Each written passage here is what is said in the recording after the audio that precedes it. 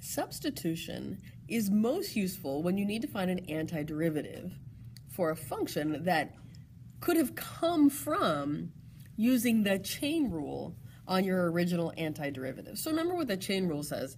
If I want to take the derivative of f of g of x, that's the f function, the derivative of the f function with the inside, the g function the same, times the derivative of g. So if you get to the place where you can think of g as the inside function, and then imagine that when you see an integral, if you don't already know how to find an antiderivative, just try to compare it to this shape. Do you have a derivative of some sort of inside function, and in the same problem are you multiplying by the derivative, that's g prime, right, of that same inside function? So when I look at this problem, I need the antiderivative of sine of x times e to the cosine x. I imagine, or sometimes actually draw in, I missed, hard to do with the iPad, there's a multiplication dot right there between sine of x and e to the cosine of x. So when it's time for me to try to figure out what my u is, what can I let u equal so that when I try to make a substitution, I'll turn my integral into something I can actually integrate?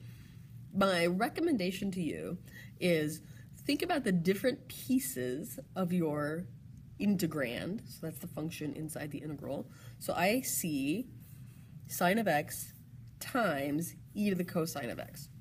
So the sine of x is a factor, and then I have another factor which is e to the cosine x. That's a composition of two functions. That's the e to the x function composed with the cosine function. So if there's something in there that feels to you like it's an inside function, that's a pretty good guess for your u. And if you want a really quick check to see if you've picked the right u, like I'm going to say, I think my u is probably going to equal cosine of x. Because that's the inside function. If e to the x is getting composed with cosine of x, e to the x is the outside function and cosine of x is the inside function. What is the derivative of cosine x? Well, it's negative sine x. And I don't have negative sine x as a factor in my integral, but I do have positive sine x. So you're looking for a function. You want to pick your u so that the derivative of u shows up somewhere in your integral as a multiplier. So I'm going to go through that same process. If u is cosine of x, then my du is negative sine of x dx. Remember, I like to, you have an option here, but I like to isolate the dx. So I'm going to say that du over negative sine of x equals dx. If you think of a faster way to make a substitution, go ahead and do that, because you're right, it's faster. But this one is very reliable, especially since it's only our second integration by substitution ever. I'm going to stick with this pattern. So now it's going to be time to rewrite this integral. Every time I see cosine of x, I'm going to replace it with u. And everywhere I see dx, I'm going to replace it with du divided by negative sine of x. So this is my integral. I'm supposed to have sine of x times e to the, it's supposed to be cosine x, but I'm going to replace that with u, times, I'm only going to multiply by dx, but I said whenever I had dx, I'm going to change it to du over negative sine of x. And if you were thinking about integrating, don't think about integrating yet, because look at your integral. There are two different variables there. I still see x's and I see u's too. So do not try to evaluate this integral. Do not try to find an antiderivative until you're down to one variable. But notice what happens. This is exactly what's supposed to happen. If this doesn't happen, you have a problem.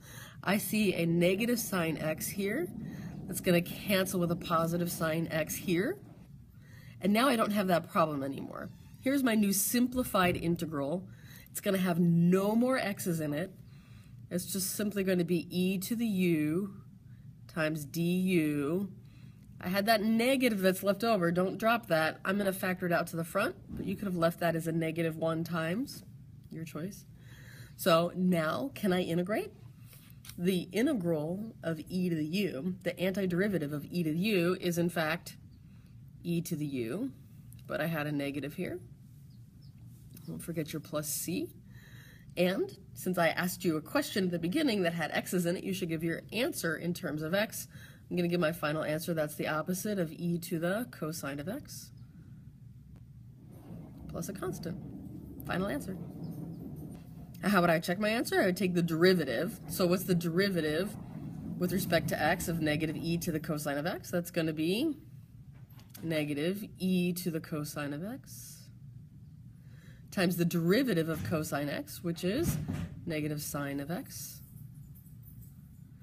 plus 0. My negative here and my negative here are going to multiply to make sine of x times e to the cosine of x. And I have my original integrand. This is how I've checked my answer, but this is my final answer. All right, here I'm going to try to use another u substitution to simplify this integral. I noticed that I could take 7x minus 2 and multiply it all out. It's going to take 4 multiplications and then 6 multiplications, but I could do that. I'd want to make sure that I either remembered to factor my 28 out to the front, or that I distributed that 28 all the way through. So again, when I go looking for my u, my little function that I'm going to call u, I want to think about what's the inside of some function. This technique is good for finding an antiderivative for something whose derivative would require the chain rule. So if you think about the chain rule was for two functions that were composed together. If you could figure out what the original inside function is, that's usually the fastest u you could choose. So I noticed that I have 7x minus 2 is all getting cubed. Here, this can be a hint, but you can feel free to use it. If there's some little expression that has to go inside parentheses, that's a pretty good guess for your u. And that's the u I'm going to use here. I'm going to let, u equal 7x minus 2. My du is 7 times dx. And I'm going to isolate dx, so du over 7 equals dx. I'm going to rewrite my integral. Everywhere I see 7x minus 2, I'm going to replace it with u. Everywhere I see dx, I'm going to replace it with du over 7. This is going to be the integral of 28 u cubed times du over 7. I can simplify that. 28 is going to divide with the 7.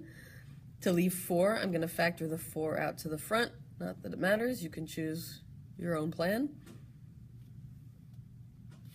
Now, do I know how to find an antiderivative for something raised to the third power? I sure do. I'm going to use the reverse power rule. So I'm ready to find my antiderivative. The 4 comes down to the front. I'm going to have u to a new exponent of 3 plus 1 makes 4. Divide by the new exponent. Make sure I add my constant at the end so I don't get a C plus in calculus. So this is 4 times u to the 4th over 4. That simplifies to u to the 4th plus a constant. But remember, I don't want to use u to the 4th. I want to give my final answer in terms of x, which was the original variable. That's going to be 7x minus 2 raised to the 4th plus a constant. Can I prove that this is the correct antiderivative? I sure can. I'm going to take the derivative. When I take the derivative with respect to x of 7x minus 2 to the 4th, that's 4 times 7x minus 2 to the 1 less exponent, which is 3, times the derivative of the inside, which is 7, plus a big old 0 for the derivative of c.